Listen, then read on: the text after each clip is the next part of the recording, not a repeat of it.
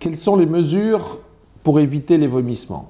Les vomissements sont tout à fait évitables par des principes simples.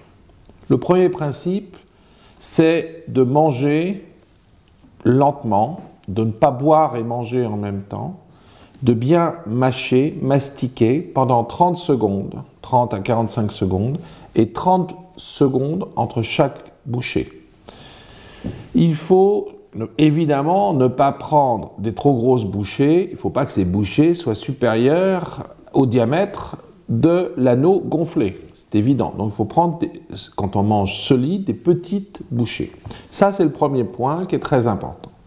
Il ne faut pas boire et manger en même temps, je vous l'ai dit, auquel cas on peut tout à fait éviter ces vomissements. Si malgré cette discipline du patient que l'on peut voir, constater en particulier en radiologie, au gonflage, si cette discipline du patient existe, ça veut dire, s'il vomisse quand même, malgré tous ses efforts, que l'anneau est un peu trop gonflé. Et à ce moment-là, il faut le dégonfler en radiologie, légèrement, pour trouver la meilleure efficacité en fonction d'un certain gonflage. D'où l'importance de le faire en radiologie et non pas dans le cabinet sans radiologie, parce que sinon on ne voit rien, et par le chirurgien lui-même qui peut voir, qui est le plus à même de voir le fonctionnement de l'anneau, plutôt qu'un radiologue qui connaît ni la patiente, ni son histoire, ni le fonctionnement de l'anneau, puisque ce n'est pas lui qui l'a posé et qu'il est anonyme.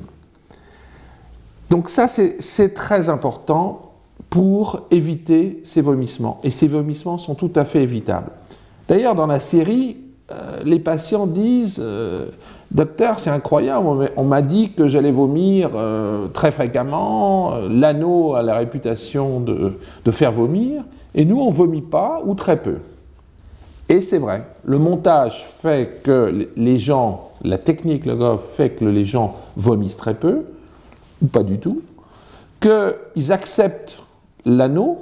Alors c'est un petit peu compliqué parce que l'acceptation de l'anneau, pour des raisons psychologiques, fait qu'ils vomissent très peu ou pas du tout, parce qu'à ce moment-là, ils mangent beaucoup plus lentement avec ces principes hygiéno-diététiques.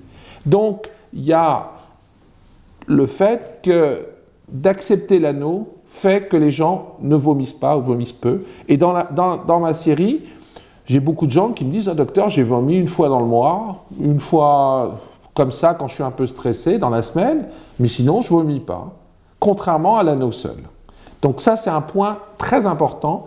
Les vomissements sont tout à fait évitables et dans la série, l'immense majorité des malades ne vomissent pas. Alors s'ils vomissent, par contre, malgré ça, c'est là où ils vont s'exposer aux complications. C'est-à-dire, s'ils ne respectent pas les disciplines, la discipline hygiéno-diététique, et si, avec un serrage faible, ils vomissent, à ce moment-là, on va au-devant des complications, qui sont aussi d'autres complications dont on va parler tout à l'heure, mais complètement évitables.